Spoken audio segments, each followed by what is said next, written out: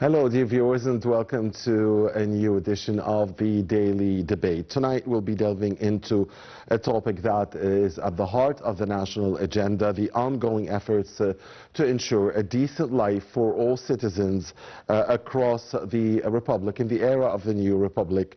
Some of these initiatives target food support, others empowerment, economic support, social justice, and others.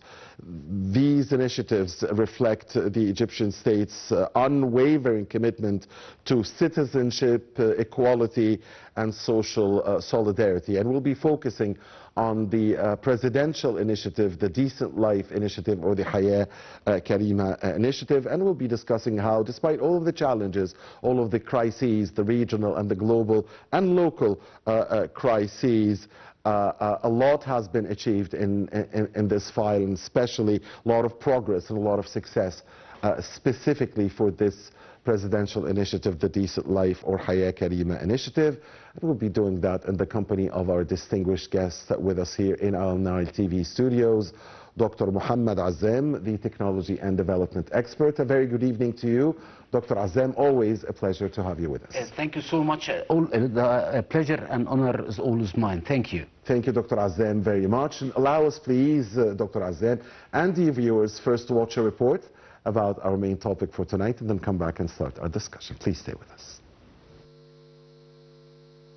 The Decent Life Initiative, launched by President Abdel Fattah el-Sisi in 2019, represents a monumental stride towards enhancing the living standards of millions of Egyptians.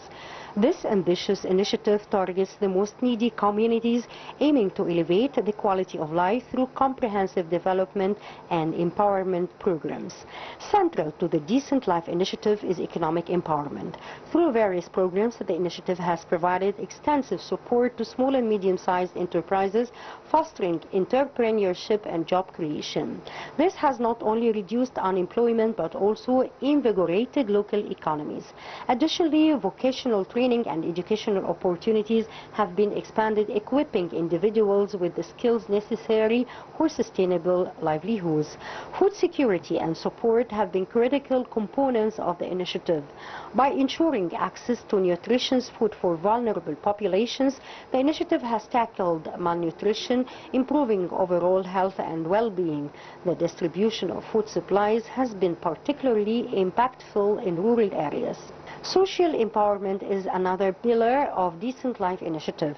Efforts to improve housing, healthcare, and education have transformed communities. The construction of modern housing units, the enhancement of healthcare facilities, and the improvement of educational infrastructure have collectively uplifted living conditions. These measures have also promoted gender equality and inclusivity, ensuring that no segment of the society is left behind. Despite global economic challenges, Egypt has managed to sustain momentum in its development efforts. International institutions have lauded the Decent Life Initiative for its positive impact and sustainable approach. The initiative has not only reinforced Egypt's social fabric but also solidified its leadership in regional development. As Egypt continues to navigate the challenges of modern development, the Decent Life Initiative stands as a beacon of progress, with each achievement underscoring a transformative journey towards a prosperous society.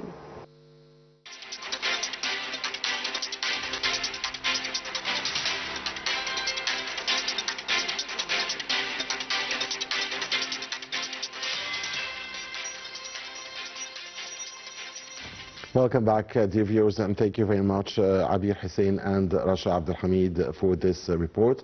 And we're back here in the studio with Dr. Mohamed Azzam, the Technology and Development Expert. So, Dr. Azzam, many initiatives, specifically the presidential initiative, the Decent Life or Hayat Karima Initiative, reflected the state's commitment towards social inclusion, social justice, equality, and looking for the welfare of all citizens. How do you see these efforts, the progress that has been made, and what has been described by some as the quantum leap in the level of various services provided to the citizens. Thank you for this question. I think Decent Life Initiative or Haya Karima Initiative is considered one of the most inclusive initiatives all over the world. And if you map the initiative objectives with Sustainable Development Goals by UN 2030, actually it including this initiative, including I would say 90% of the 17 goals. Yeah. You can find pillars within the initiative targeting having food security or achieving zero hunger. You can find pillars within the initiative talking about or acting on developing sustainable cities and creating decent jobs. Gender equality is quite obvious.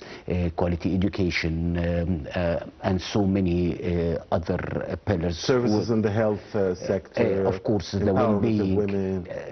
Not only women, youth, yeah. and people with disabilities. Yes. And that's why it's considered as the most inclusive initiatives on the global level. And it shows the commitment of the government of Egypt and the leadership of Egypt towards not leaving anyone behind. Because this initiative actually, for the first time for decades, is actually tackling challenges and issues from the roots, not dealing with symptoms only. Now we are dealing with the roots of the challenges that we're facing as Egyptian community and Egyptian citizens. And of course this initiative is targeting more than 60% of the Egyptian population, mainly in rural areas. And this kind of rural areas were left behind, were underdeveloped for, I would say, decades. Yes. Not only years, actually decades. And now you are trying to minimizing the gap between rural and urban areas.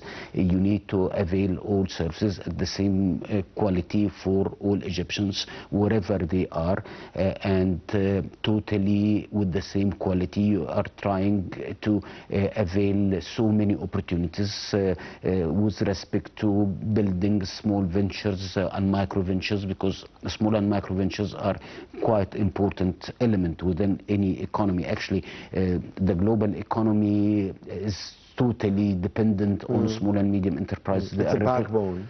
This is actually the nature of things, because not all the companies are huge or multinational companies. So the main driver of growth here in Egypt and all over the world is the small and medium enterprises. They are more agile, they are more capable for creating more jobs. They have the ability to compete on actually on different aspects. They are capable to become the feeder of so many industries.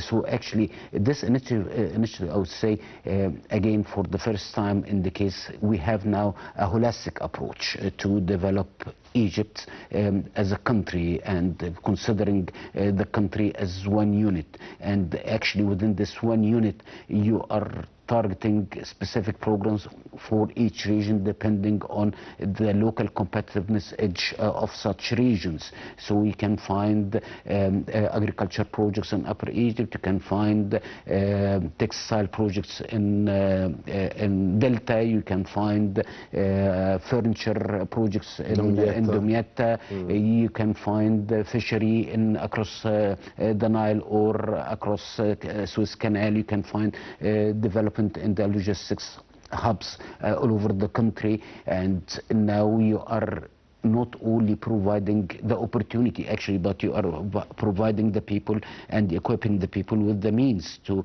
achieve such goals. So now you can find easy finance, you can relax finance, you can find so many programs are talking about technical and not technical support, vocational training, vocational education.